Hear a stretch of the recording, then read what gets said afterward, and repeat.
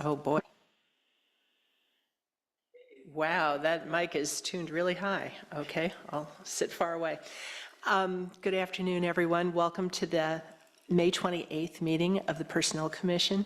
Secretary, would you kindly call the roll? Sure. Chairperson Goldstein, Present.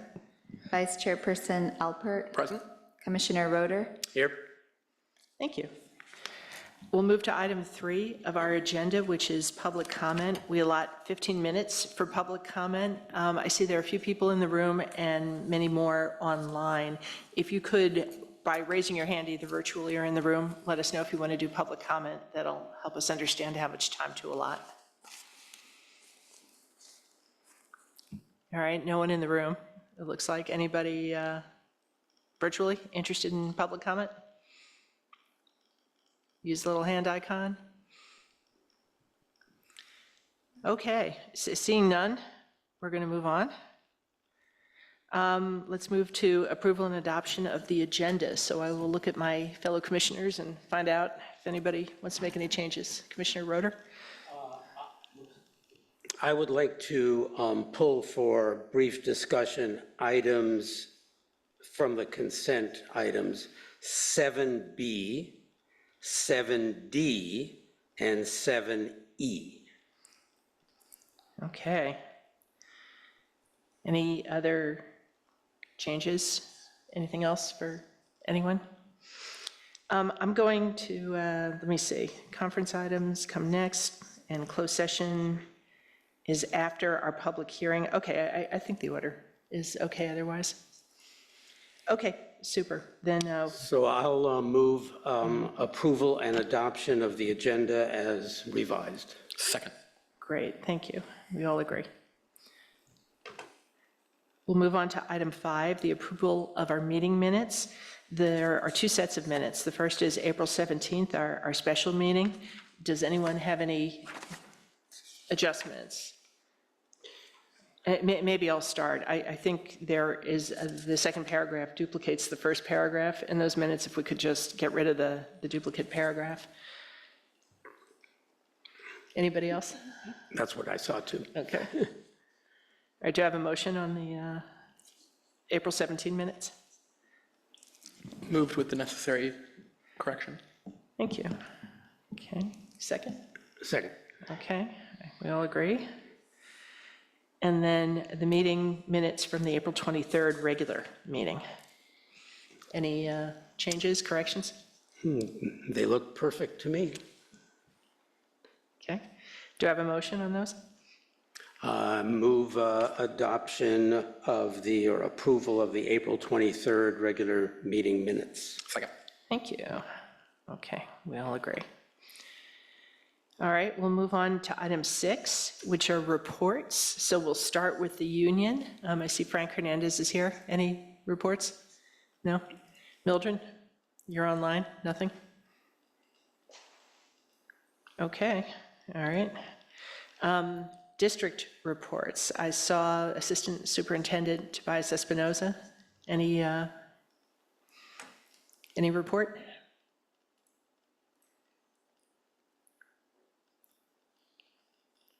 Okay, don't see anything there. Commissioner reports.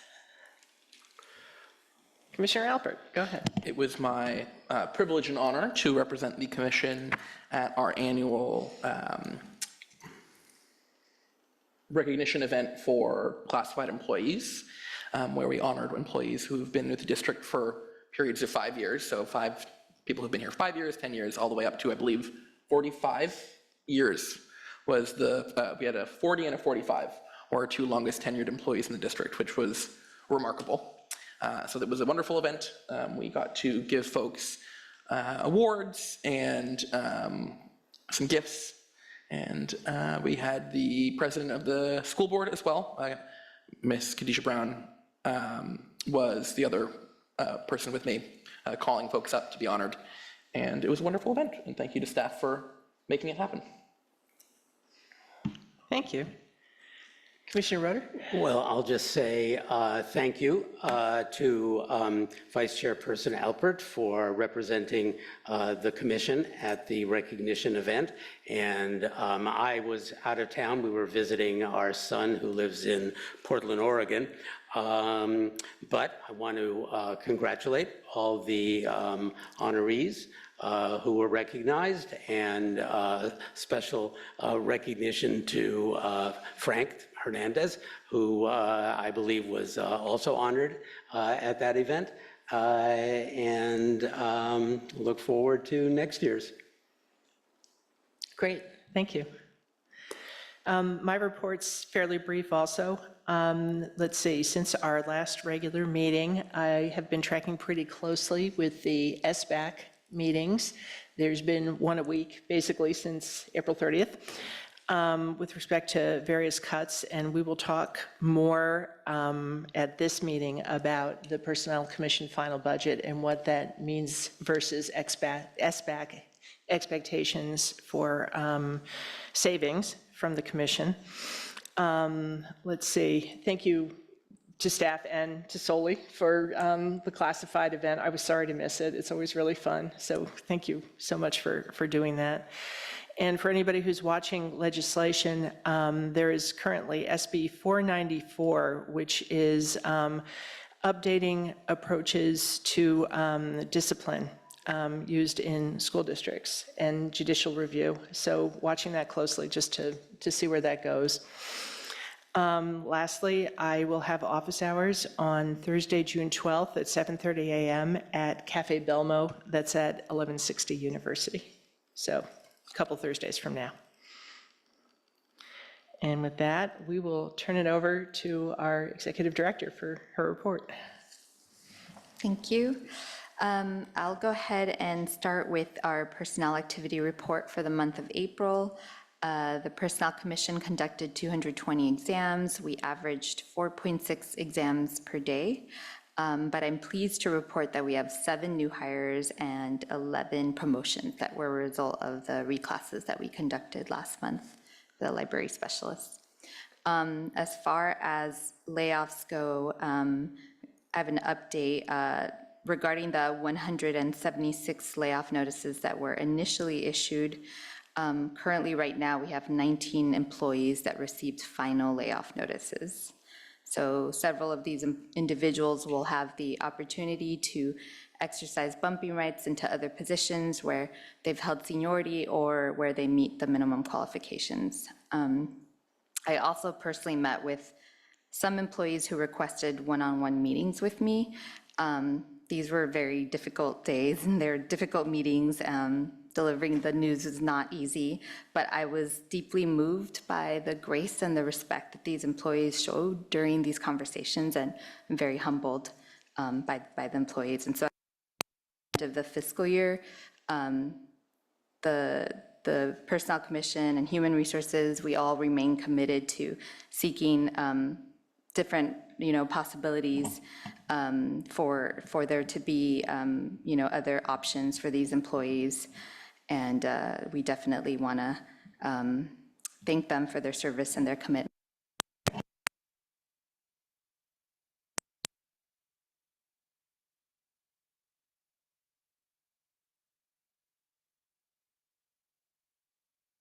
Positions, we've had both departments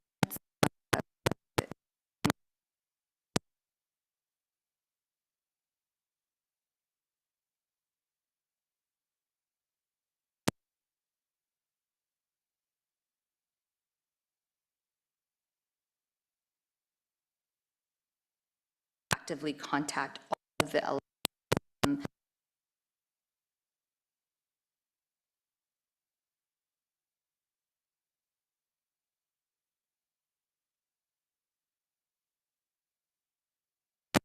positions.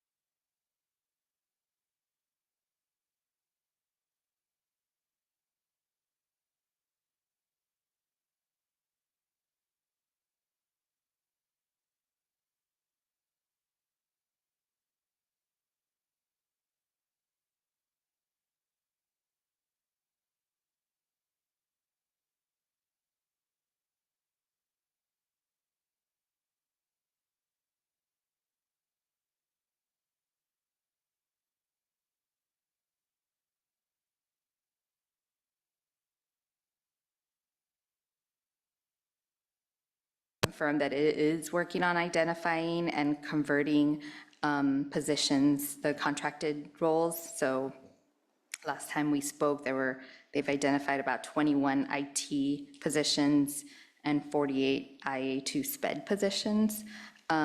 This may result in over 70 new classified job openings in these classifications. So to successfully fill these roles, we will definitely need to recruit aggressively. And the district has expressed full support for our recruitment fair and also broader efforts to staff these new positions. So I'll continue to share updates as plans progress, and I'll also ensure that we add the IE2 SPED recruitment discussion to our agenda for the upcoming meeting, so we can continue discussing this matter.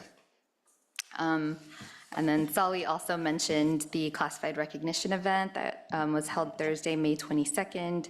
It was a really wonderful celebration. We recognized 111 employees who have collectively contributed over 1,385 years to the district. And I want to definitely thank our co-hosts, Solly Alpert and Board President Khadija, for their support and participation. And then also a very special thanks to the Personnel Commission team for their incredible work. They really helped coordinate this event, selecting gifts, creating invites, buying groceries, balloons, printing certificates. Their behind the scenes effort made this event possible. So thank you to you all. And that pretty much concludes my report. Thank you. Thanks so much. I have to say, I'm stunned at the number of contractor roles that you mentioned. Did I hear it right? 21 IT roles and 48 IA2 SPED roles? That's correct. And Commissioner Roeder, what did you think the savings was for at least the IA2 SPEDs? What we were told, calculated, was on average, $27,000 per employee. That includes salary and benefits and bear. So that's a chunk of money. That's a whole lot of money. Yep. Nice. That's it's almost $150,000 right there just for IA SPEDs, if that number really holds. More, right? No, more. No. More. Yeah. I need a calculator. Might be $1 million, might be $1.5 million. No, it's $1.5 million, isn't it? Yeah, I need a calculator. Okay, all right. Well, great. Nice example, actually, of workforce planning, something that we, I think, need to do more of. Let's move on to item 7. These are our consent items, and there was a request to pull 7B, D, and E. There are only 6 items, so maybe we should discuss those items first and then vote. Okay, can I go ahead since Please. I asked about it? So item 7B, let me turn to it. Okay, that's the educational occupational therapist. So my question is this one of the positions, one of the SPED positions? Well, I guess that's the question. Is it part of the SPED department? Yes, it is. It is. And is this one of the ones, my recollection was that there was a discussion about some positions that the district uses contractors, staffing agencies, either because we have a difficult time recruiting our own employees, or, and that would not be the case here, that there doesn't exist a comparable job description. Does the educational occupational therapist fall into either of those 2 categories? No, so I believe the position we've discussed before, where we don't have the classified version for it, are the RBTs, the behavioral technicians. But yeah, we do have OTs. I'm unsure whether they're currently using contractors for the OT roles, but typically we've always had challenging recruitments for this role. It's a local 21 role. Okay, so I guess So is this going to also be subject to the centralized recruitment or centralized hiring by HR for this position as well? No, we will probably proceed like we normally do, where we send the list to the hiring authority, and then they will set up their interviews and call up their references, and, that was not part of the centralized recruitment plan.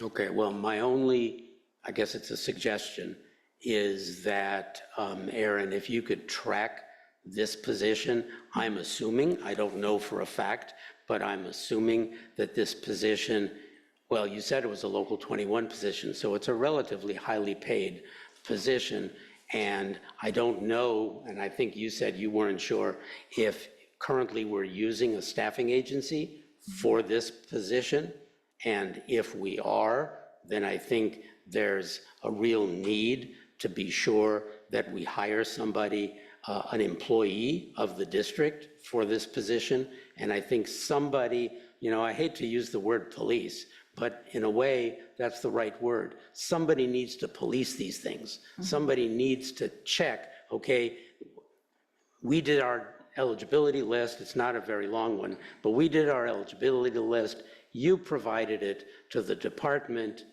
but then what? We need to be sure that these lists are actually being utilized, and if they're not, what's going on? Yeah. And may I ask a question in that respect?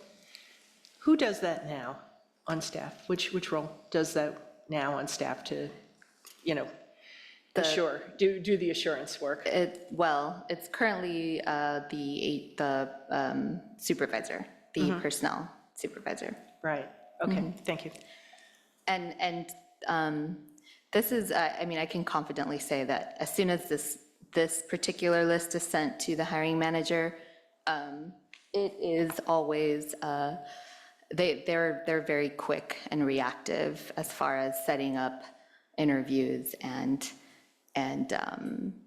getting the incumbent hired and filling that vacancy.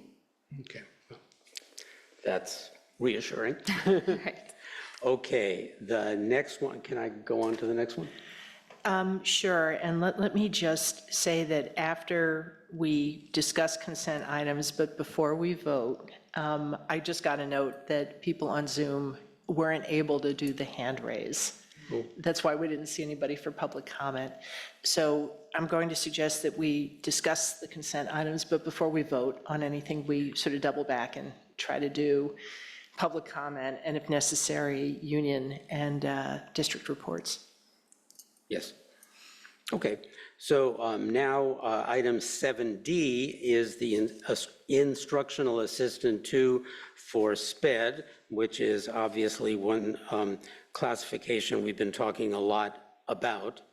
So my question here is, at the last couple of meetings, as I recall, we had 2 cumulative lists, which, so that the second list included some of the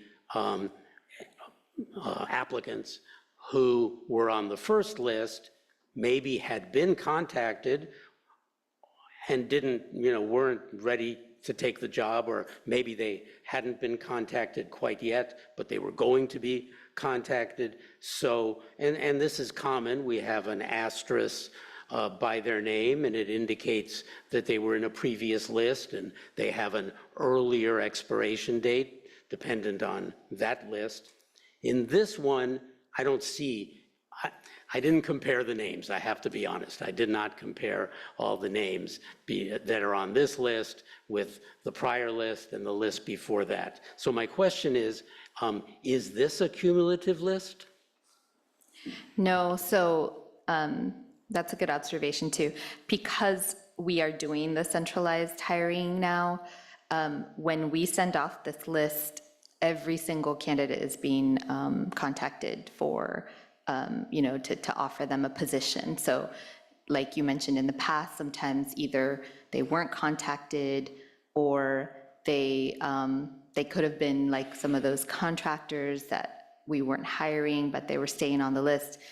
In this particular case now, with the previous list, we've contacted everybody and offered everybody positions. And that's pretty much what you're gonna hopefully be seeing moving forward with these lists, that because everybody has been contacted and offered a position, if they decline, then we don't need to keep them on the list and we don't need to bring them forward. So every fresh list will just be its own list. Okay, let me ask a follow-up question on that. You said if someone declines, then you don't have to keep them on the list or something like that. But my recollection is that you are permitted, or an applicant is permitted to decline, and even decline more than once, and still remain on the list. I think if they decline, I'm doing this from memory, so I could be wrong here. If they decline 3 times, then they are removed from the list? What'll happen to the ones If they who let us decline? know, that they can't take a particular position at a site, then we definitely let them stay on the list. We have reached out to the previous applicants in the last list, a few times. But if most of the time they let us know that they are no longer interested in the position. And so we don't have to keep them on the list. But if they let us know, and this happens, from time to time, that they're not available this school year, but they're interested in the fall, then in that case, we will leave them on the list, and then you'll see their names coming back up again.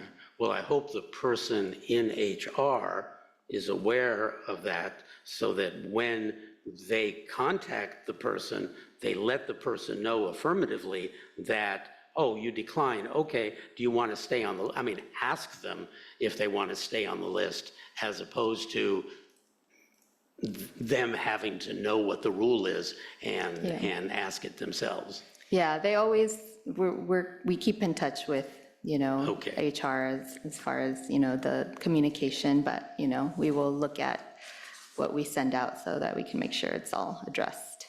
Okay. May I, related to that, just understand what's the role in HR that is actually doing the outreach to these positions? It's Malika Upshur or Larona Custer. Okay, so it's an HR tech role? Yes, Okay, the HR tech role has that responsibility? yes. Got it. They do the onboarding, so they offer the job. Okay, great. And because these are all, I'm just curious about the other part of the loop here, because these are all positions that fall under the special ed department.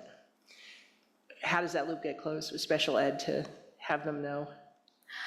That somebody has accepted the position? Right, because previously, wouldn't it have fallen to special ed to make the Yeah, offer? so when someone accepts the position, HR will let special ed department know, because they still have to submit the personnel action forms and let us, and then that it will drive kind of like the onboarding, the official onboarding and offer letter, so. Okay, so HR is sort of the pivot point. They make the offer, if the offer's good, they tell special ed, Jenny Smith is coming. Has accepted, yeah. And if positions are still vacant and we blow through lists, what happens then?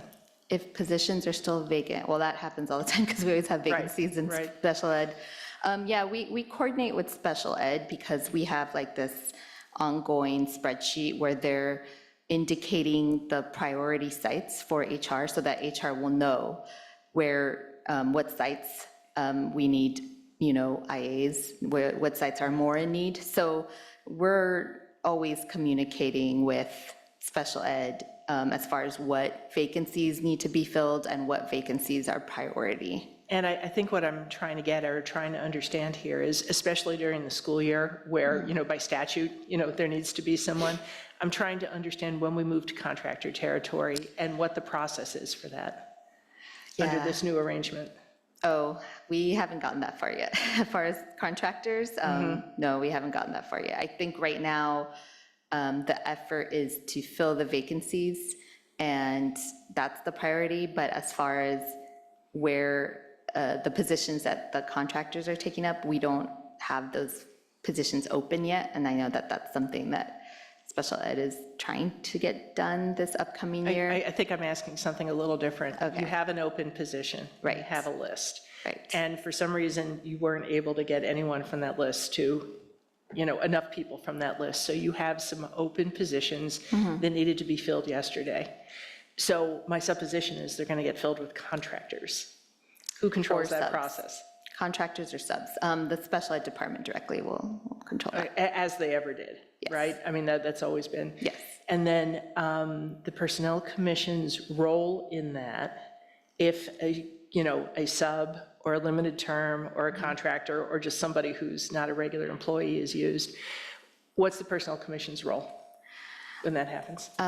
Well, we track the subs, but we are not given information about contractors.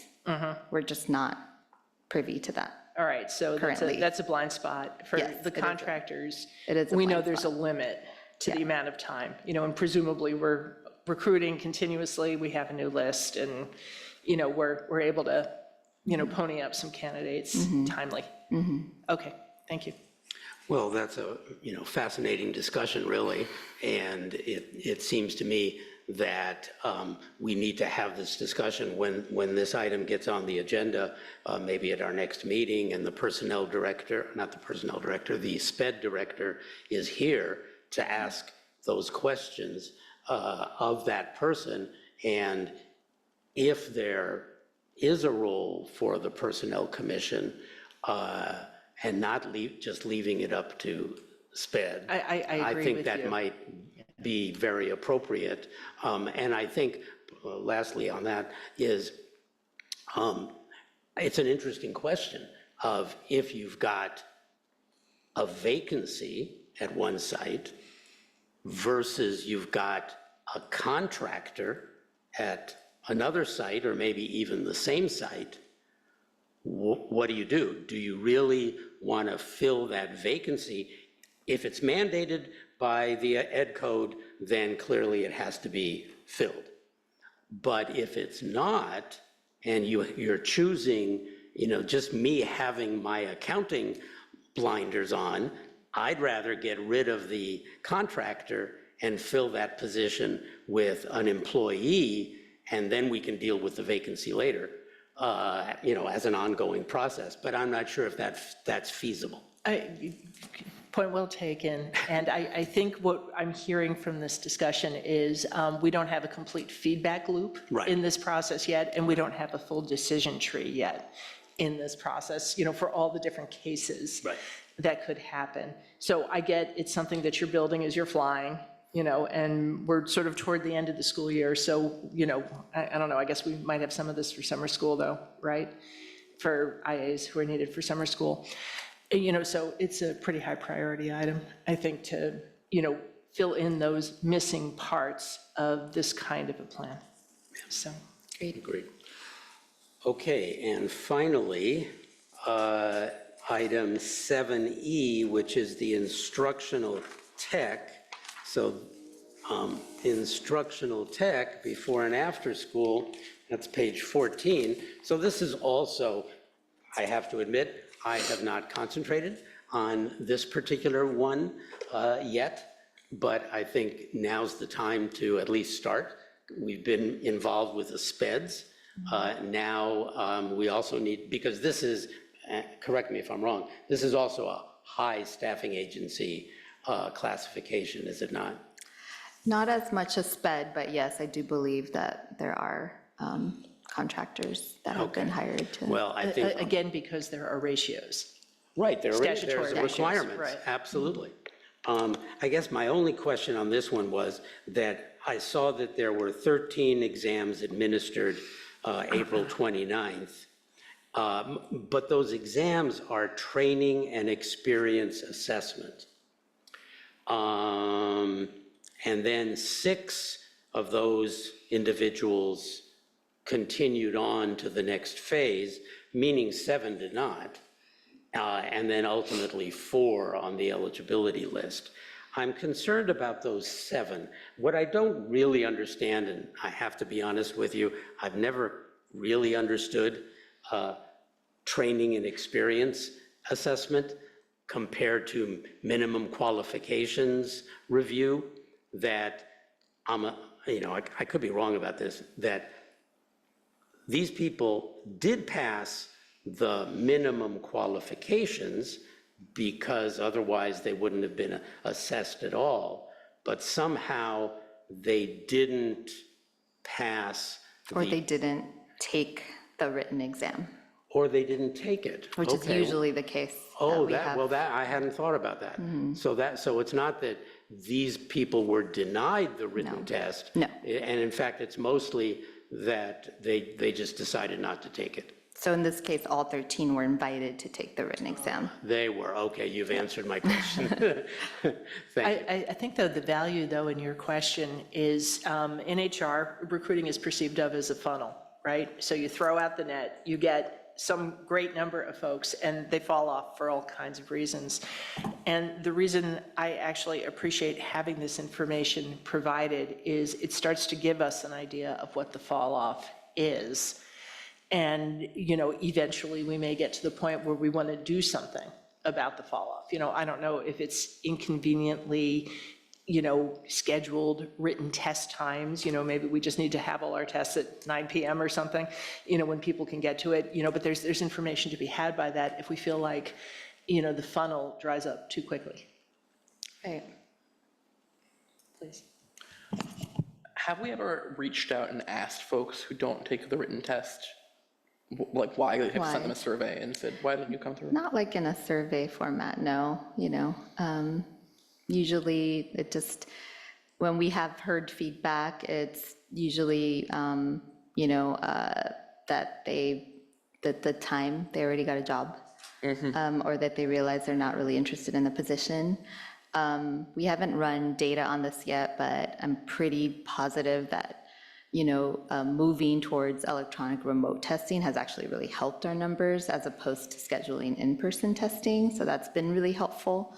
But as you can see, we're still struggling. And this particular list is never as robust as like the IS-BED because the positions are so part-time and they're after school. So it's always going to be a bit more challenging in this position. I don't want to suggest something that will take time and not actually yield good results, but I was thinking maybe, having something like a 2 or 3 question survey that we send to people who do fall off, just saying, why didn't you, you were sent this opportunity, why didn't you take it? What could you, and that would be one question, and then what could we have done to make it more accessible?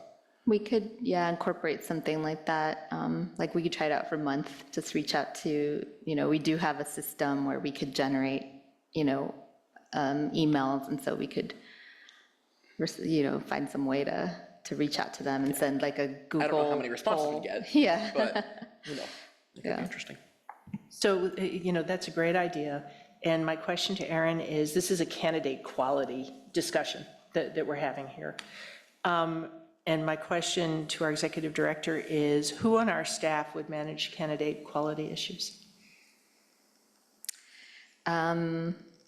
It's probably a collaboration. If it, typically like the person that handles the communication or drives the communication with candidates in that kind of format would probably be the supervisor. Yeah. And But the I- data but I- analysis, right. such that it is, right? Right, it's like an analyst. Okay, yeah. so it would be the supervisor? Yes. That would do that, okay. Thank you.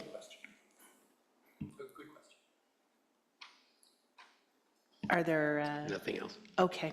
So, what we said is because there were people who weren't able to speak at public comment, we're not going to vote yet on the consent items, just in case somebody has a comment about, item 7.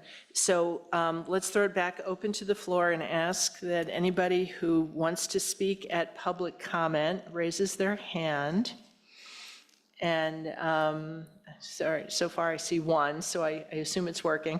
And if anybody in the room has changed their mind, they want to speak, public comment. Okay, so I see 2, and Paula, you're the first in my queue, so please go ahead.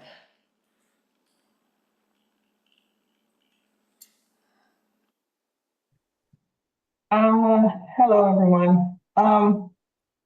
You were talking about the eligibility list and using contractors to fill positions. I just want to bring to everyone's attention, especially the commission and the commission staff, that Ed Code 45272 states that all vacancies in the classified service shall be filled pursuant to this article and the rules of the commission from applicants on eligibility lists, which, comma, wherever practical as determined by the commission, shall be made up from promotional exams or appointments, blah, blah, blah, and it goes on. And then I'm going to jump down to the end of this because it also states at the end of this section of the Ed Code, appointments shall be made from eligibles having the first 3 ranks on the list who are ready and willing to accept the position. So I have been out of the loop for some time, and I'm not sure. And I think towards the end of my term as the BCC president, there was a shift and a move to centralized hiring. And I just want to remind you that centralized hiring violates Ed Code 45272 because it states that eligibles having the first 3 ranks on the list who are ready and willing to accept the position, appointments will be made from those 3 ranks. Centralized hiring has in the past and recent times has skipped over folks who fall within the top 3 ranks. So when you have multiple positions open and you do centralized hiring, it goes out to the broader community. And staff, internal promotional applicants are oftentimes overlooked for a number of reasons. So I just want to bring that to your attention. And I don't know when you actually made the final decision to switch to centralized hiring, but you're harming the staff, you're harming eligibles who are on the eligibility list.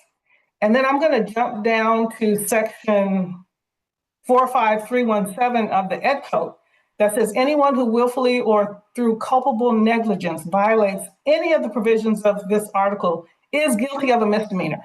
So whether you're doing it intentionally or through culpable negligence, which it sounds like it's happening, you're subject to a misdemeanor. And so there are often times that the commission is violating its own rules and with the intent of trying to do its best, but actually violating the law. So I just want to remind you all of that. And you've harmed some of the BCCE members in doing so. Because if you recall, when the eligibility list came out for the EDP coordinators, I myself was contacted and I reached out to the commission to say that staff were contacting me saying they were skipped over and were not interviewed, and someone else who was lower on the list was hired above them. So I just want to remind you all again to please follow the merit rules as they're outlined in the Ed Code, because it is the law. Thank you.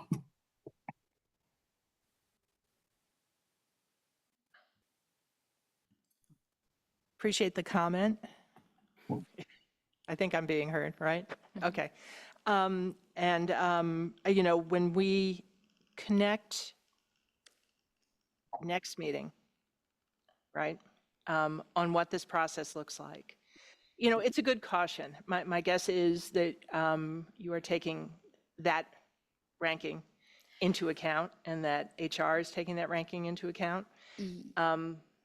Yes, so in those 2 recruitments for IT before and after school and IA2 SPED, we have more vacancies than we have candidates on the list, and they're all being offered a position. So we're not skipping anybody, because by centralized hiring is basically where HR will reach out to them directly. We haven't done this before. This is different.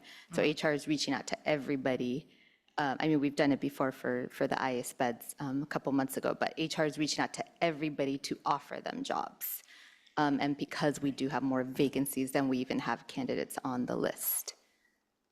So, in this particular case, that's good, but because the vacancies, there are probably more desirable and less desirable places to work, and I have no idea what those places are. But, because our rules really do say top 3, when they're exhausted, we backfill. It's a worthy caution, I think. Let's see, okay, next hand up I see is Malika. Malika, please go ahead. Hi, everyone. I just kind of wanted to shed a little light because I am the person that's been placed in charge of making all of the hiring for the IA SPED position, and I wanted to make sure that I maybe shed some light on that by directive of the director of SPED as well as my assistant superintendent. It is our main priority to fill the positions that currently have contractors in them, and we're basically removing the contractors as we hire to replace them. Those are our main priorities, and we are working directly with SPED to ensure that those positions are the positions that are being filled first and foremost. That is all. Great, thank you. Let's see. Someone else had a hand up, and now I don't see it. Daniel, was it you? Did you change your mind? Anyone else interested in speaking at public comment? Maybe that's really the question. Okay, going once, going twice. All right, let's move on. So let's go back to item 7, which is our consent list. So I think we've talked about 7B, D, and E to everybody's satisfaction. Okay. Yes, can I, one comment. Have we confirmed that neither someone from the district nor the unions wish to make a comment? Just, we don't want to skip over them just in case. But maybe they would have. Right, in terms of reports, it couldn't hurt to ask again. We asked Frank, who's here in the room, for the union, but I'll ask again. Anything from the union? Nope. All right, getting the head shake. Oh, I think he raised his hand. Mildred is on, but I don't see a hand raise or anything from Mildred. Okay, so can I take that? No comment? Okay. Samantha is on. I see that. Samantha, do you just want to tell us yes or no? You have something to say? Report from the district? Oh, we are good at this time. Thank you. Okay, great. Thank you. Okay. Thank you. All right. Consent item 7. Do I have a motion? I will move that all the consent items in number 7 be approved. Second. Okay, I agree. So it will be done. We'll move on to item 8. Item 8, we have 3 conference items. So we'll take them one at a time. Secretary, if you would kindly talk to us about item 8A.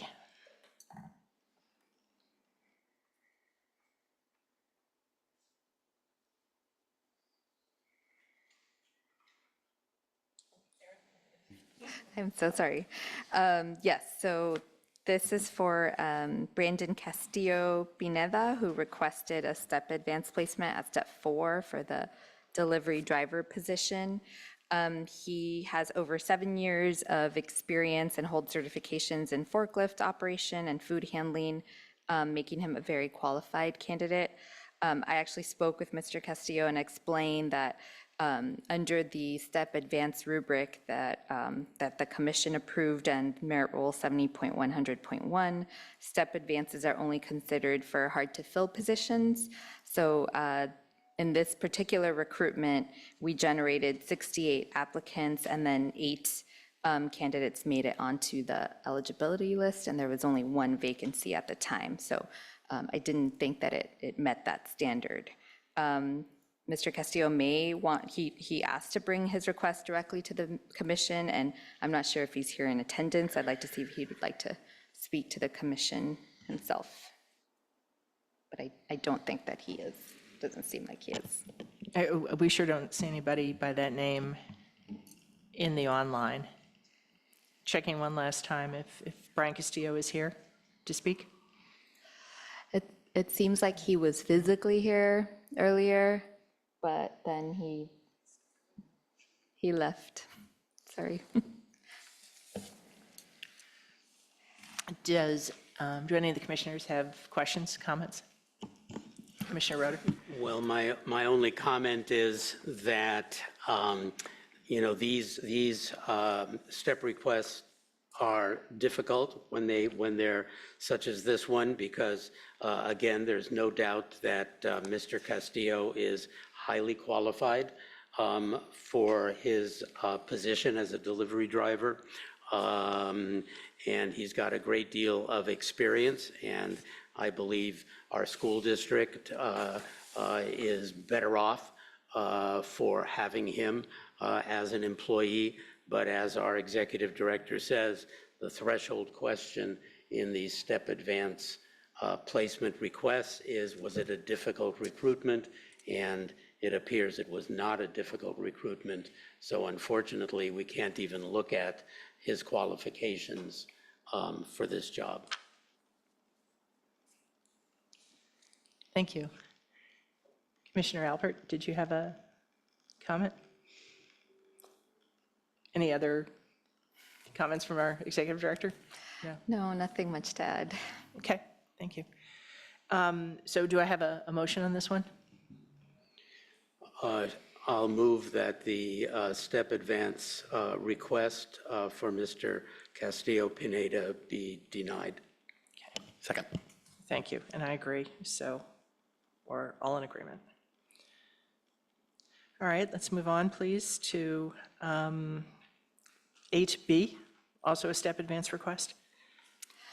So this is for Kara Kersey. She's requesting an advanced step placement at step 5 for the instructional assistant 2 special ed position that she's accepted at Washington Elementary. She brings over 13 years of experience in education and youth services.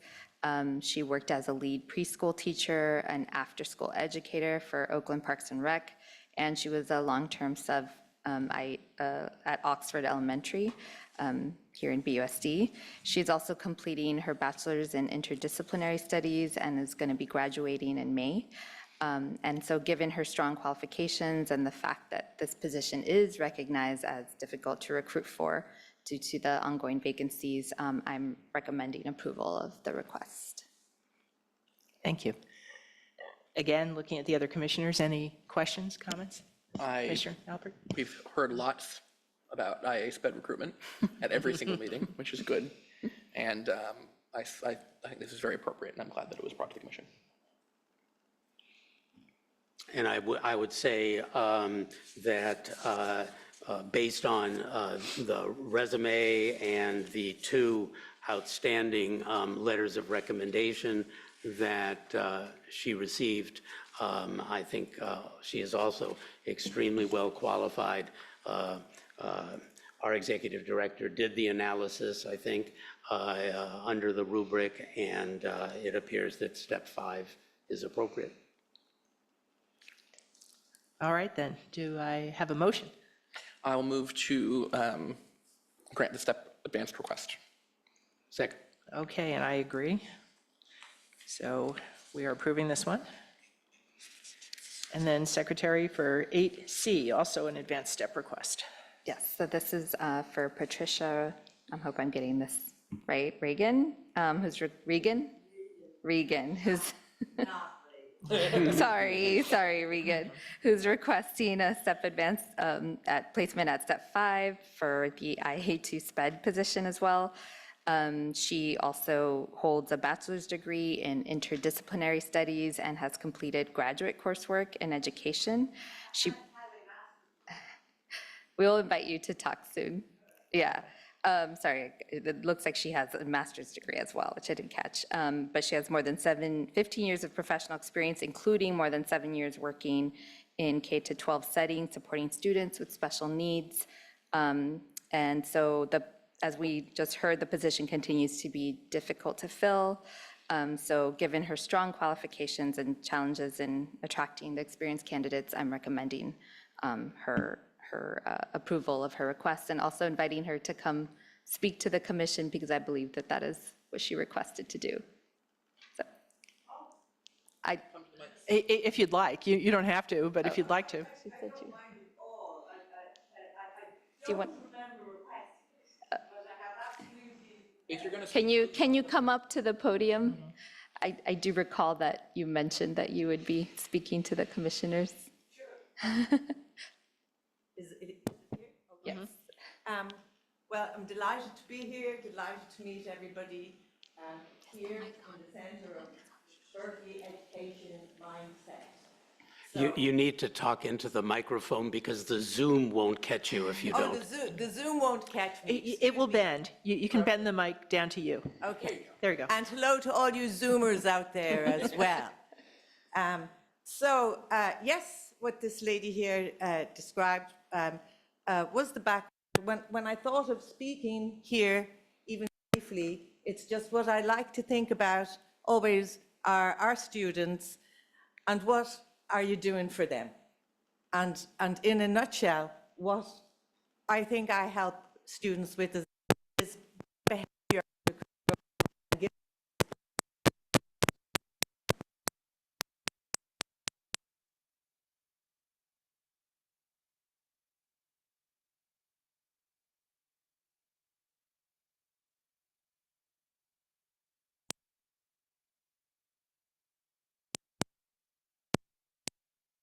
Beautiful. Yeah, Thank you. the other thing is I'm a trained clown, and that really helps to be in the moment with the students.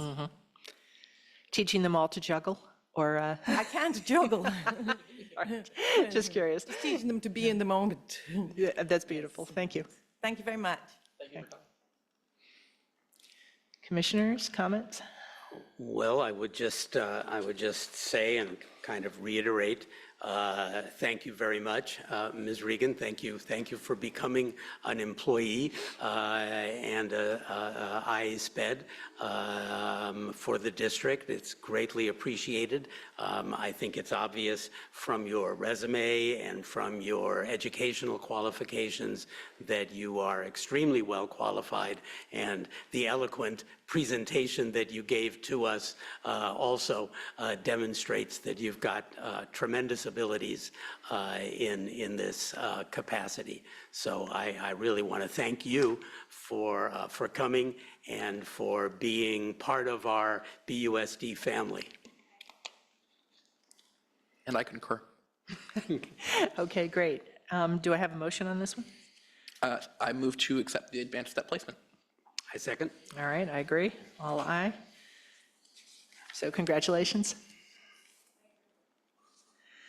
All right, let's move on to item 9. This is our public hearing on the Personnel Commission budget for 25-26. This is our second reading of the budget. For those who have been following it, this is the fourth time actually we've met on this. We've had 2 special meetings. We had our first reading in April. This is our second reading. We owe the budget to the county at the end of this month. So today's the 28th, so we owe it on Friday. So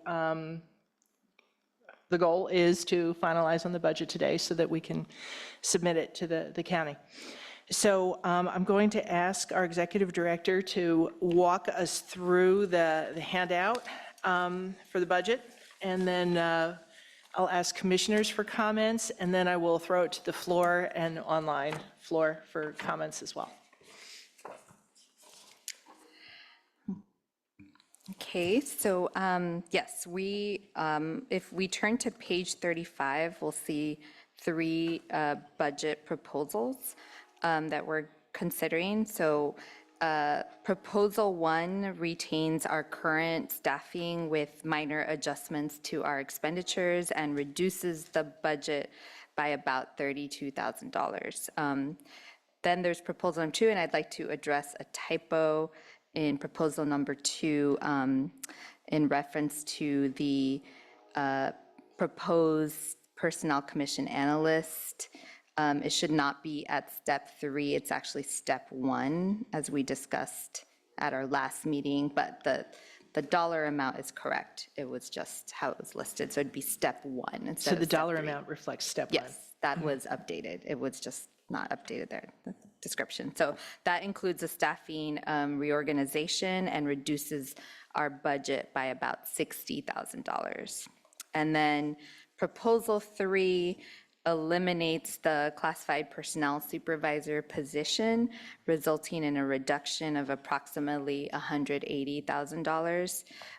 This option reflects the proposal that was brought forward or discussed at the SBAC meetings to eliminate the supervisor position as a cost-saving measure. And also based on comments shared by the district reps at our previous commission meeting, it appears to align with what the district would like to see the commission implement. So the proposed budget was shared in advance with the board members and key district staff.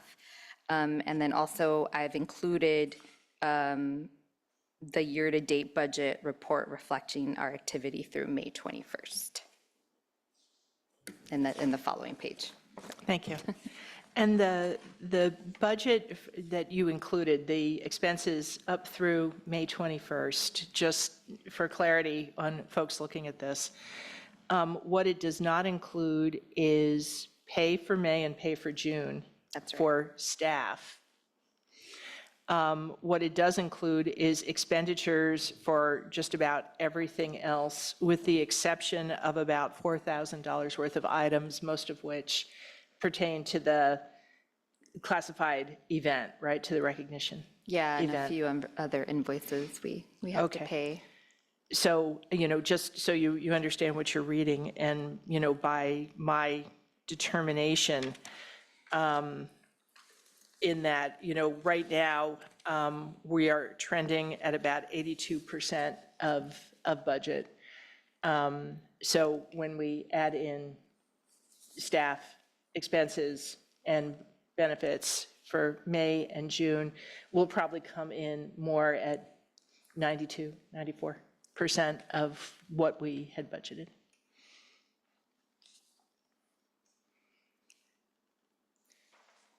Anything else you want to tell us before we start to discuss? Not yet. Not yet, okay. All right, very good. So I'll ask my fellow commissioners if they have comments they want to make. Well, I did have a question. So, Chairperson, you were just referring to, I didn't catch it, referring to the, account object summary balance on page 36? That's the, is that the document? Right, page 30.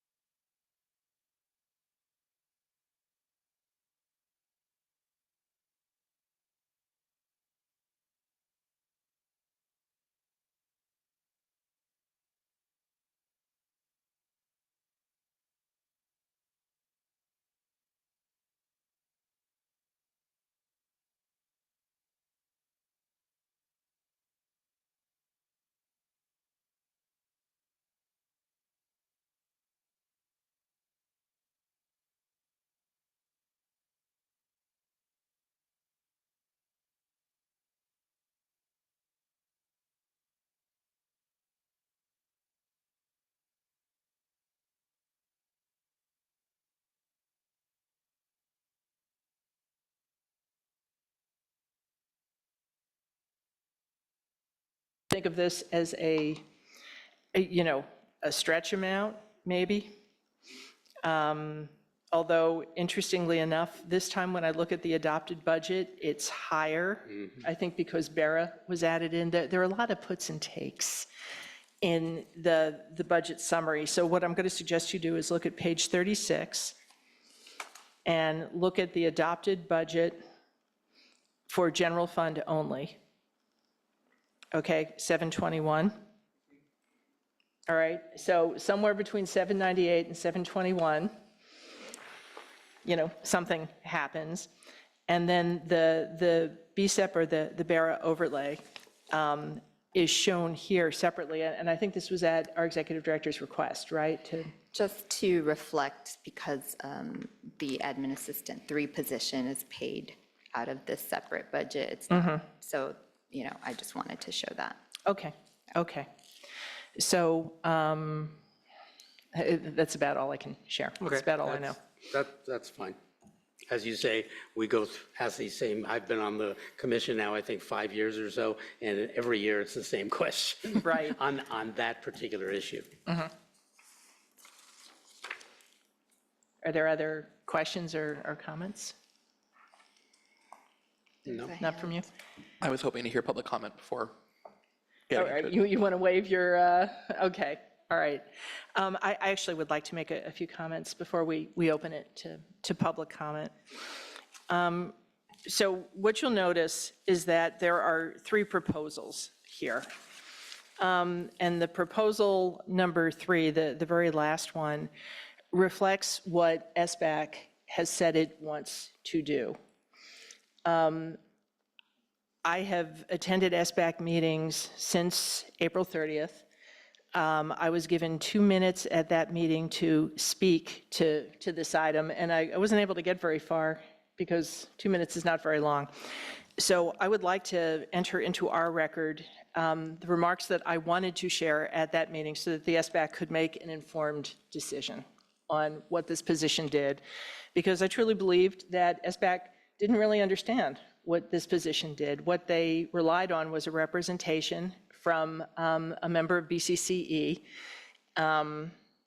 without a lot of detail, as best I can tell. So, I will kind of glide through these comments. What I tried to establish was that this position establishes limited-term hiring practices. And this position was established after the 2010 writ of mandate was obtained by BCCE in reference to contract violations. BUSD was not doing a good job with respect to how limited-term hires, temporary hires, provisional hires were handled relative to the contract that they had with BCCE, and that's why the supervisor position was established. Aaron took that position in 2013. I think you were the first and only person in that position. Is that right? It was a different, it had a different title before the last class in COP. So there was someone, an incumbent before me. Was there? Okay. Yeah, All right. But pretty much, I think you've defined it between 2013 and 2024. It has right? changed a bit, yes. Yeah. To have that position vacant now means that we have employees that are working extra time and out of class. This is not a frictionless position that just because it's vacant means we don't need it. There is work that this position does that needs to be done. What we have done is divided that work between the work that Aaron does, the work that Brian does primarily, and I think bits and pieces, have fallen to some of the other staff, but, primarily the expense for doing that fell to Aaron and Brian. While Aaron was still in the supervisor position, or while Aaron, forgive me, was in the supervisor position, but sitting in the executive director position, we paid Erin for working out of class. When Erin was actually promoted to the ED position, we no longer paid her, but she continued to do that work. So when I say that we spent about $80,000 staffing this supervisor position, that does not include the work Erin has done under salary since December, 22nd, when that promotion went through. So 80,000 is a low number. So, why do we have this position? What is this position really doing? This role ensures that, amongst other things, BUSD applies limited-term hiring consistent with the contract. For 23-24, there have been approximately 320 classified limited-term hires between last July 1st and the end of April, when I prepared these remarks. The supervisor is a busy position. It's a 1.0 FTE under a total of 4.0 FTE for the commission. So it's 25% of commission staff. Every time there's a termination, a leave of absence, or a hiring report, the supervisor, or a new hire, the supervisor is involved. for 2024-25, there were about 15 positions per week on average that the supervisor worked with the hiring manager to determine a labor solution. Sometimes this labor solution was saying to a manager, really, you have to hire from the first 3 positions in the list because those are the rules, that's the arrangement that we have with our labor partner. Sometimes it's a little more complex to figure those things out, but that's a big part of what that supervisor position does. 15 positions a week, 3 positions a day on average. The supervisor role also works to perform new job analyses. It does desk audits for reclass requests. This is as far as I got when I spoke to SBAC in April. It's as much time as they gave me. So now I would like to explain the rest of what this position does. BUSD makes liberal use of limited term positions. We do it for summer, vacancy, leave of absence, and extra work opportunities. All of these require coordination with department managers for compliance to contract and department needs until a regular employee solution can be determined, which is the goal that we are all looking to meet. The tag on scoring for this supervisor position to be eliminated is about 22% of the projected PC budget for 25-26. That's a really big bite. I don't know that any other department has been asked to make that kind of a cut. So it's a high cut for a small department where we have only 4 FTE. I would say, in my professional estimation, that the operational and performance risk doesn't warrant the savings from the cut, particularly when we know there are other sources of savings, particularly contractors, as we've talked about earlier. I wanted to remind SBAC, and I think they heard this loud and clear, they understood, that the PC is an independent body, that we have been since the 1940s. We have an independent budget. And this is exactly why we have an independent budget. We're a small organization. It's easy to pick on a small organization. And I think that's what's happening here without a lot of good understanding of the value that the organization provides. I wanted to invite folks in April to come to our special meeting on the 15th. I was actually able to do that at their meeting at the 14th, and then to let them know that this would be the final meeting where we would make our decision. So those were the remarks I had hoped to deliver in full to SBAC. What I'll say before I throw it open to the floor with a different set of notes is that when you look at the proposals that we've put forward, Proposal 1, which makes almost no changes to our existing staffing structure just because of structural changes, is about a 4.4% cut to our budget. Because we tend to run under budget, maybe it's worth even a little more. Proposal 2, where we look at actually setting up a different role to do the work that the supervisor is doing, in addition to giving some of that work to our executive director, which I will say is of a questionable sustainability. To me, I don't think it's a good idea, but for the moment, let's entertain the idea. That's a 7.6% savings, and that's a little over $60,000. Proposal 3 is the proposal that the SBAC scored, and that's the one that is the 22.6% bite to the budget. I want to go on record saying here that after tracking really closely with the SBAC apparatus and the whole way our district goes about trying to solve the problem of a budget gap, we've got quite a process. And it had a lot of really good and robust discussion in it. Unfortunately, not for us, but for a lot of other things. What I'll also say is this was a really painful process. We issued on the certificated or on the classified side over 180 layoff notices, and we rescinded all but about 18 of them, right? Yeah, 18 or 19. The original layoff notices were for 100 FTE. And what we preserved at the end, what we actually laid off, was something much less than that, okay? Less than a tenth. So, what this says to me is we could really benefit from workforce planning before we go through something like this again, because every time you issue layoff notices, it distracts employees, it makes them feel disrespected, it makes them feel uncertain, you don't get your work done because people are distracted. And the amount of hours that, at least I saw our commission staff put forward doing this, could have been spent recruiting IAs, and other positions that we need. It was too bad we couldn't do that. So, SBAC really didn't respectfully or seriously look at what our supervisor position does or really tried to understand it. It was an easy cut. I don't really think there was much outreach to Erin or other members of the commission about how we could plan to solve this together.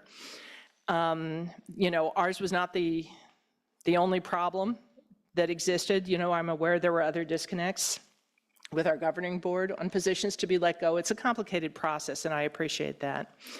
However, what I have heard from district staff time and again, starting with a governing board member coming to one of our earlier meetings and saying that the governing board expected to score that cut, and then from our CBO, who came to our special meeting and said she expected to score that cut in its entirety, $160,000 or $170,000, is that, I come away having real concerns that we're going to have good cooperation from the district in trying to get to a solution that we don't control 100%. And I'm going to ask my fellow commissioners to think carefully about that. We have looked pretty closely. We have an idea of a position that we might be able to put forward. We still require the district actually to do some things to make that position a reality. So it's something we don't have yet.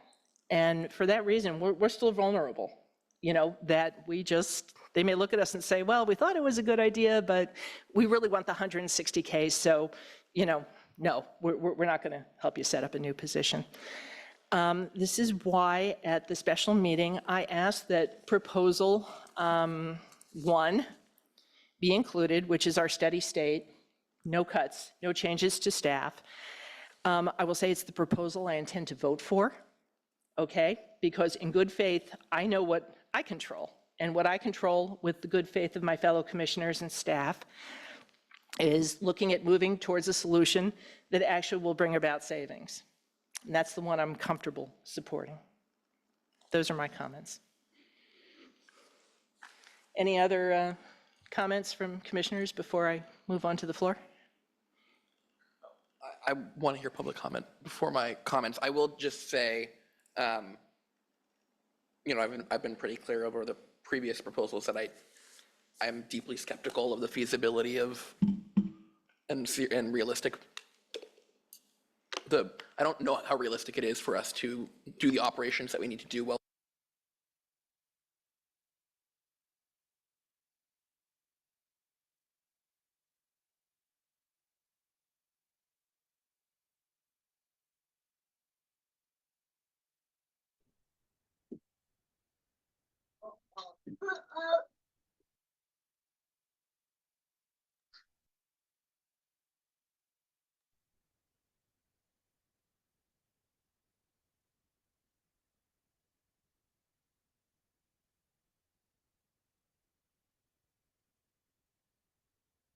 We can't hear you. I don't know if you could hear me, but we cannot hear you.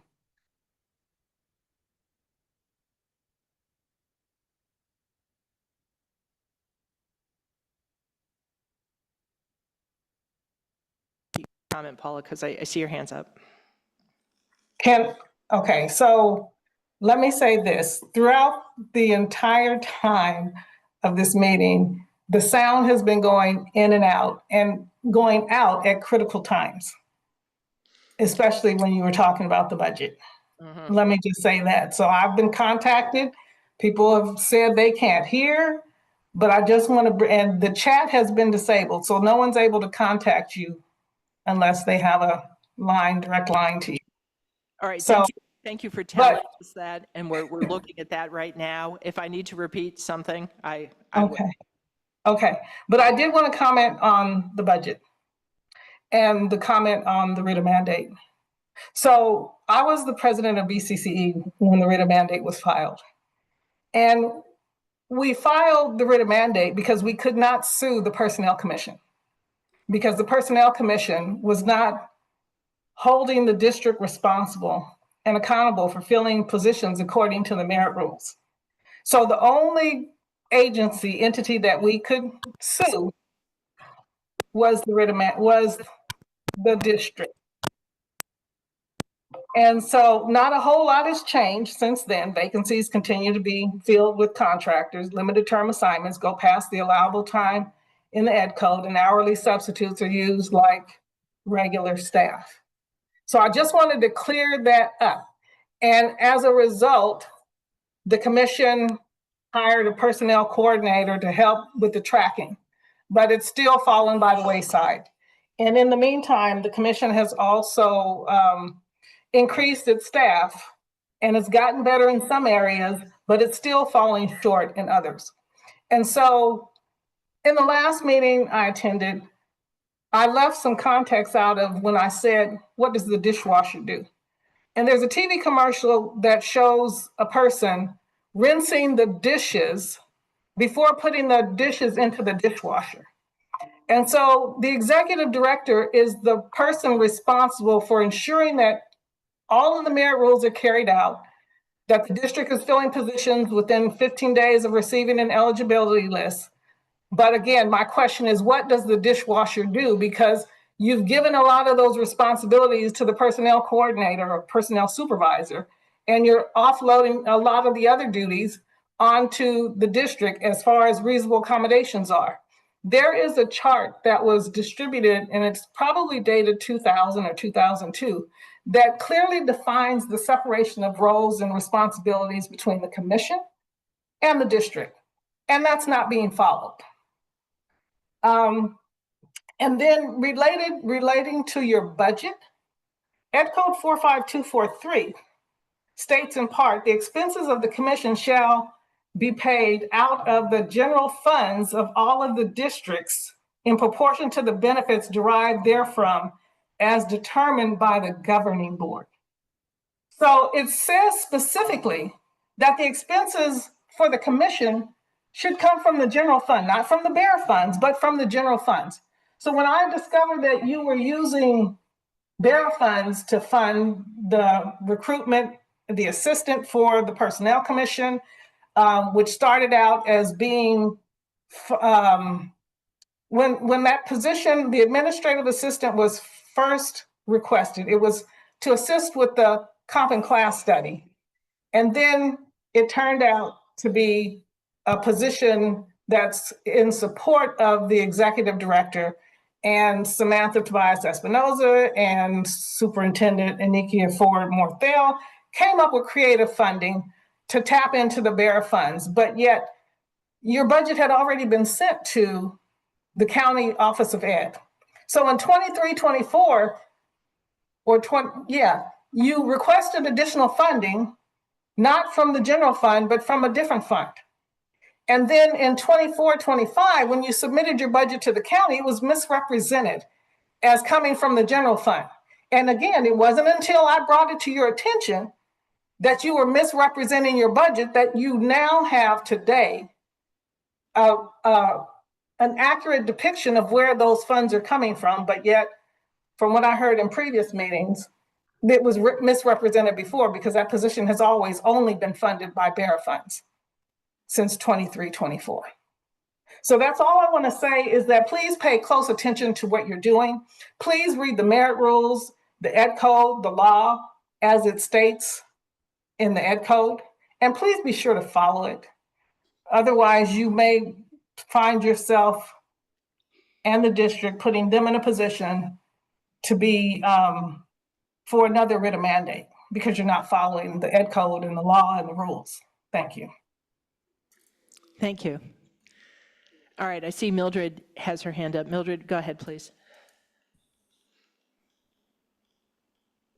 Can you guys hear me? Yes, we can hear you fine. Can you hear me? Yes, the audio, like Paula said, has been going in and out, so I'm not able to, there's times I can hear and there's times that I can't. Can you guys hear me? Yes. Okay. So I'm not, I did want to give a union report, but that's okay. That's neither here nor there is after the fact now, and I can do it at another time. I'm not sure, again, I missed, parts of what was stated. I'm not sure if when you first started speaking, Commissioner Goldstein, if you said that a BCCE representative misinformed or misrepresented SBAC. And I don't want to put words in anyone's mouth, and I'm going to be very careful as to what I'm going to say. Because, there are BCCE members here, and so I'm going to be mindful. But I want you all to know that because I also came to the PC after I spoke to SBAC because I am the person that spoke to SBAC. And during this time, as we all know, we're in layoffs, right? And we're talking about where we can cut, what we can do. And first and foremost, we're going to always, look and see where we can save money, especially when it comes to BCCE, because as you know, BCCE is the only union that has been laid off. We have 19 members, as Aaron reported, that have received final notices. No one else received final notices but BCCE. So as we were looking at where cuts can be made, and I'm very much aware, and one thing Mildred does not do is misinform or misrepresent, is that there was a vacancy of the personnel supervisor. And it was a vacancy. You can say it however you want, but at the end of the day, when you're in an environment on a day-to-day basis and you see what's going on, there's a vacancy. And so we were looking at, and it was just a suggestion of a possible, maybe that's a position that we can look at since it's a vacancy that could be eliminated. And that is what was suggested. And then I came to, after I left SBAC, I came to the PC and said, I want to let you all know what I suggested to the SBAC. So that was not a misrepresentation, nor that wasn't me misinforming SBAC. I'm not sure what concerns you have with BCCE, but I would appreciate that when you make comments regarding BCCE that you're accurate, because it just doesn't sound good when you say things like that, and it's not correct. So I really wanted to clear that up. Thank you. Thank you. Is there anyone else who would like to speak, who's in the Zoom?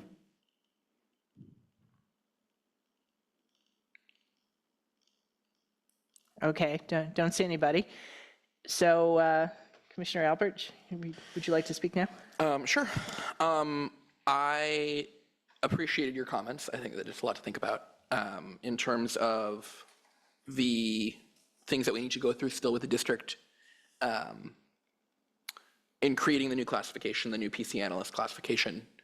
I think it's important for us to be aware of those challenges. I don't believe that, I still think it's worth it to, for the cost savings to help. I do think that 22% is an unreasonable amount to ask us to cut. No department is being asked to cut 22%, I think. Not that I'm aware of. Though you've been to many more SBAC meetings than I have, so you could correct me if I'm wrong. But, and I do take it really seriously. I think that, it is true that every department in the city needs to, or every department in the district needs to do its part. And obviously the layoffs are painful, and everything we can do to help mitigate those is important. But needing to do our part does not mean that every step that we could theoretically take is an appropriate step. And I don't believe that eliminating the position is appropriate. But I do think that converting it from a supervisor to a proposed PC analyst is appropriate, especially given the size of the staff we have. Having one instead of two supervisors fits. And I'd be interested in hearing from my colleagues about if there's any other changes we want to make to the smaller items, but I think as it stands, the second proposal is where I think I would be voting. Thank you. Commissioner Roeder? Thank you. Also, I want to express my appreciation to Chairperson Goldstein for the work that you have done in analyzing the role and the function currently of the supervisor's position. I think your comments on that are 100% well taken. To me, it was always unrealistic. I mean, the fact that there was a vacancy is clearly something that is important to take into consideration, but it's not the only consideration. And to my mind, it was really unrealistic from the get-go to cut the PC's staffing by 25% on an FTE basis and just eliminate the role that the supervisor and the functions that the supervisor had or has in the commission. That's number one. Number two, I think I certainly, and I think the other commissioners too, listened very carefully to what BCCE representatives have come forward to tell us. I think we've listened very carefully to what the district, including the board members that I've talked to and that who came to this meeting, we listened very carefully to them about the need for a supervisor. And I think we have tried to come up with a solution by having a personnel commission analyst rather than a supervisor, a solution that saves $60,000 for the district, which is very important during these difficult times. In addition, I believe that an analyst can perform a great many, not all, but a great many of the duties that the current supervisor is performing. I mean, the position is called an analyst, so therefore that individual should be able to analyze a whole lot of the functions that the supervisor is currently performing. The analyst should be able to speak to managers and department heads and coordinators in other departments and point out to them when, as Paula Phillips says, when a merit rule is being violated and that it needs to be corrected. And if it's not corrected, then I think that our executive director, having been the supervisor for 11 years, our executive director is well placed to understand fully what the requirements under the merit rules are. And if it still is not complied with, then there's the PC commissioners.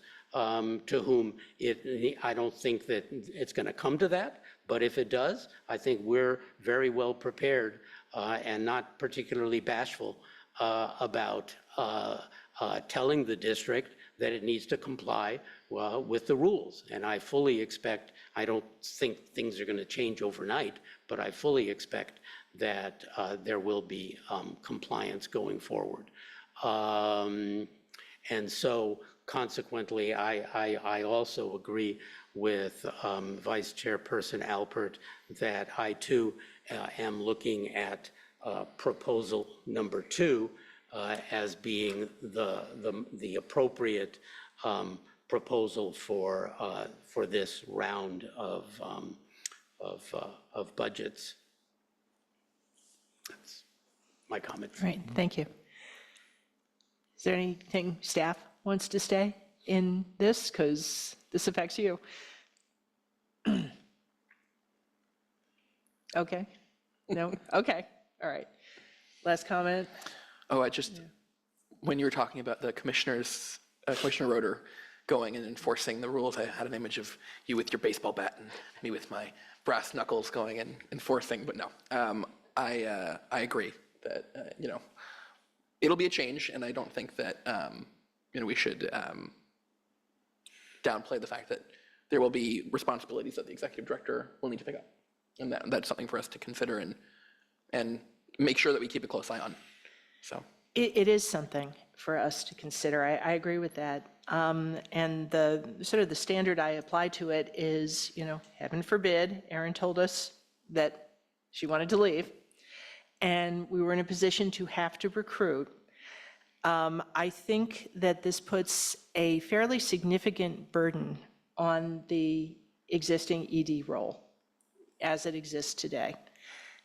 My hope is, and I believe that actually Erin plans to have discussions with HR about this, that with some workforce planning, it may be possible to better distribute some of this. If part of our enforcement is chasing after managers saying, no, really, you need to pull from this part of the list.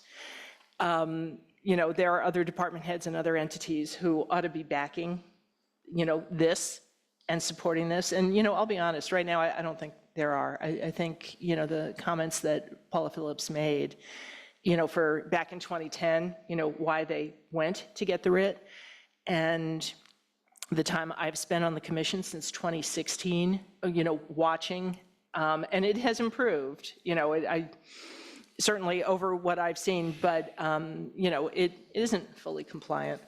And I think it's going to take us a while to get there. I don't think I'm as optimistic as you are, Commissioner Roeder. My real concern is there are things that the district needs to approve for this new position, which doesn't have a job description, although we get to write it.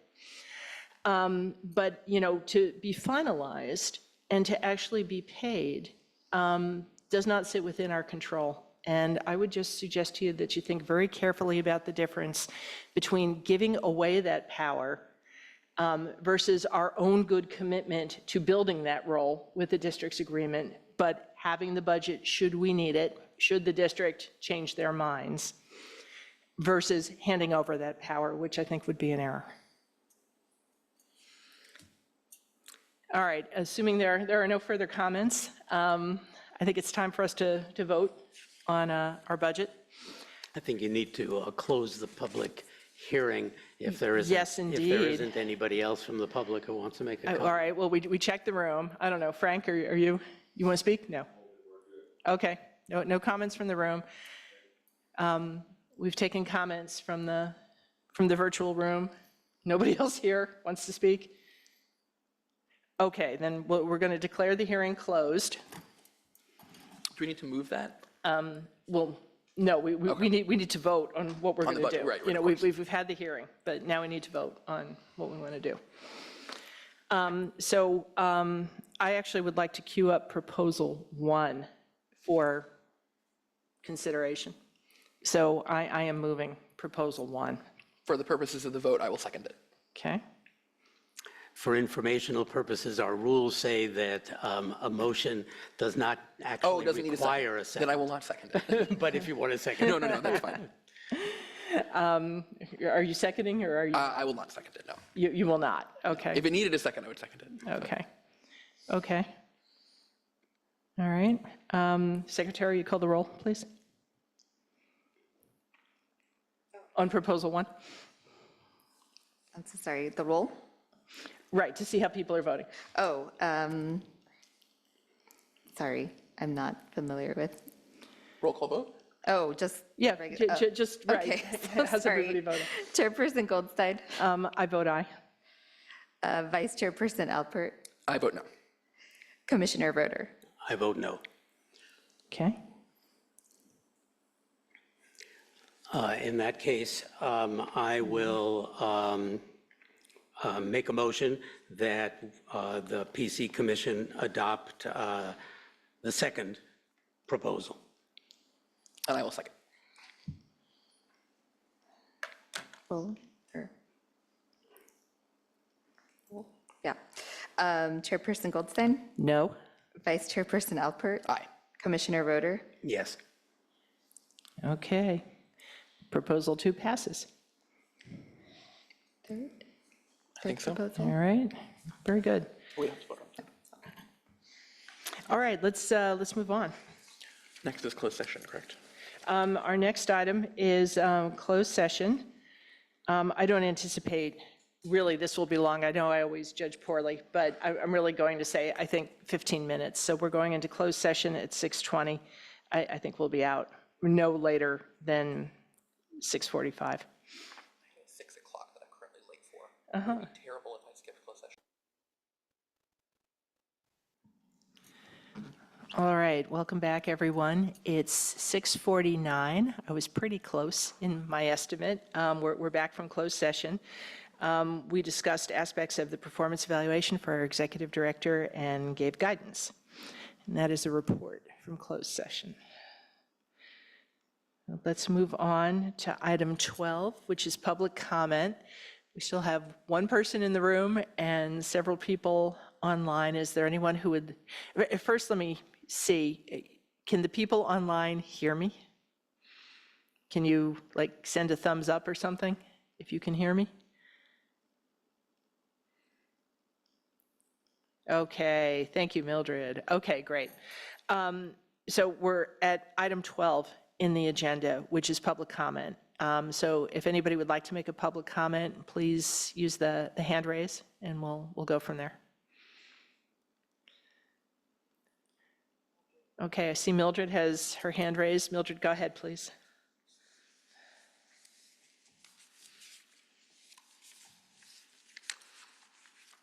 Okay.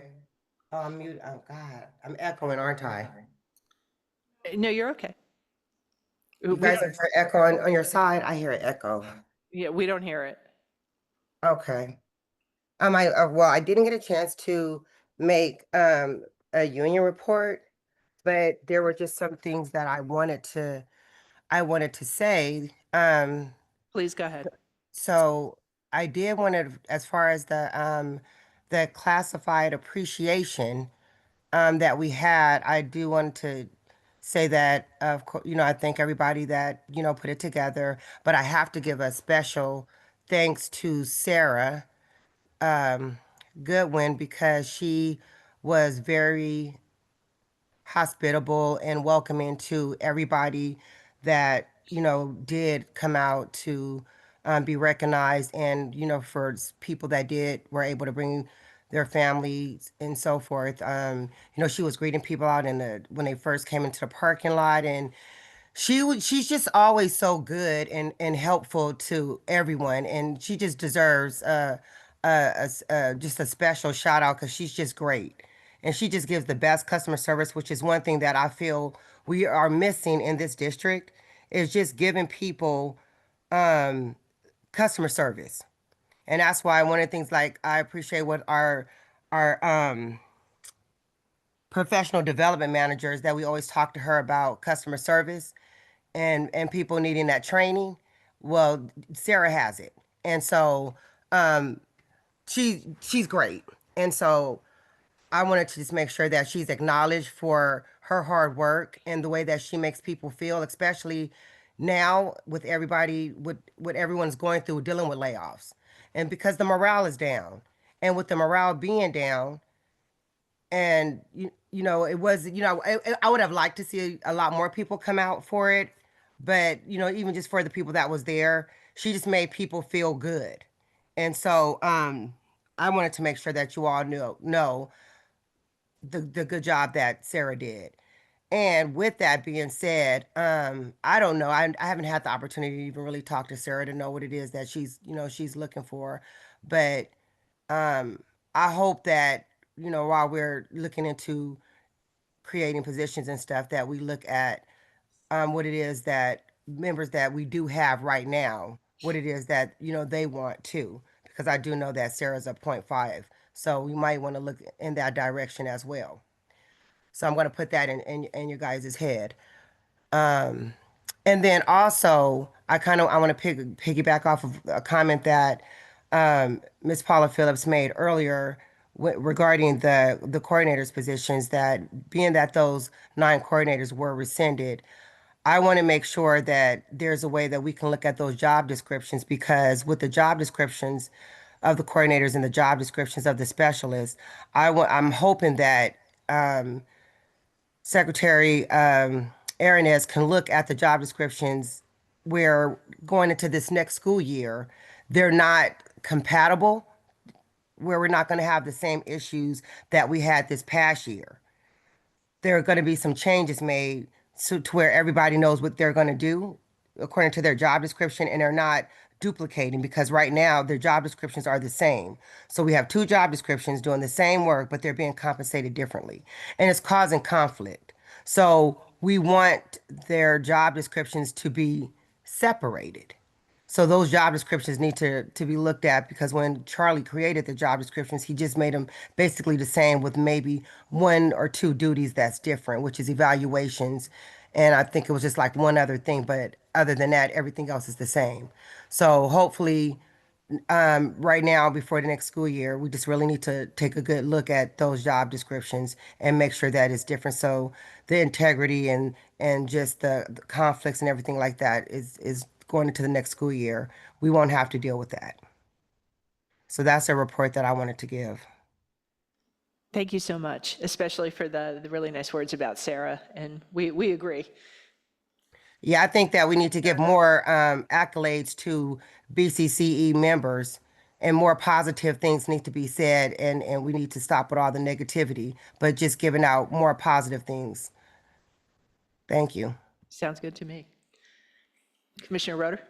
Well, it's not, we're not permitted to go into any great detail about public comments, but, or even the union reports that aren't on the agenda. But the one thing I just want to reiterate that I know we've said in the past is the Personnel Commission, when it comes to job descriptions and the duties of the positions, I think it's really important that, and I know BCCE is aware of this, that BCCE knows that, and I've offered in the past the Personnel Commission to assist with job descriptions, in the sense that the role by the Education Code is that the duties and responsibilities of every position in the district are set forth by the governing board, the Board of Education. So first the district provides a recommendation, and then the Board of Education ultimately determines the duties and responsibilities. Now, with that said, I do believe that the Personnel Commission can provide recommendations to the Board of Education, so that when it comes to the after-school specialists and coordinators, I think it is perfectly appropriate to work with the Executive Director, Aronez, on the possibility of a recommendation, which could then go to the board for adoption or changing. But we have no control over the actual duties. What we have control over is the minimum qualifications, the abilities, and the knowledges, and then where those jobs fall in our family of salaries. So that, I just wanted to make. Thank you. I stand to be corrected. Thank you, Commissioner Roeder. I appreciate that. It's not, this is complicated stuff, and it's not, it's not a matter of correction at all. It's a matter of, I think we all, certainly these commissioners and you and Frank and others in BCCE, want to make the job descriptions comport with the actual duties. And it's just how do we get from here to there? Thank you. Is there anyone else who would like to speak at public comment? For some reason, Sarah, do you have it pinned just to the speaker? I don't see the grid anymore. No one else with their hand up. Okay, great. If you can see that, I'll go from that. Okay, then, let's move on. Our next meeting is a regular meeting on June 25th. It's a Wednesday at 4:30 PM in this boardroom. And with that, it's just one oh, thing. one more thing. It's not certain yet, but there may be a need to schedule a special meeting. If I may get some materials from the district regarding a new classification. And so just in case that were to happen before the next regular meeting, I wanted just to see if there were some tentative dates we could set, just in case we do have to set that special meeting. Right. And it would have to be after the board meeting on the 4th, so maybe the week of the 9th, if it were to happen. So I don't know what Commissioner Alpert's schedule is. If I can get two dates, maybe from both of you, and then I can run them by him. The 10th and the 11th work for me that week. I am supposed to be traveling starting on the 12th. Okay. That may change, but right now, that's a plan. Those dates are fine with me. Really, any dates the week of the 9th is okay. Okay. So I'll check in with Sully regarding the dates, and they might, I don't know if we have evening hours here available in the boardroom, but I don't think they're. And the 10th is city council. Yeah, so they might have to be during regular hours like we've had to do them before. So, Just for your information, Aaron, the week of the 16th is not going to be good for me. okay. Okay. Thank you. All right, so we'll do the best we can, potentially something on the 10th or the 11th, if we need to. Okay. Anything else on dates? No? Okay. Then it's 7:01, and we'll declare ourselves adjourned. Thank you, everyone.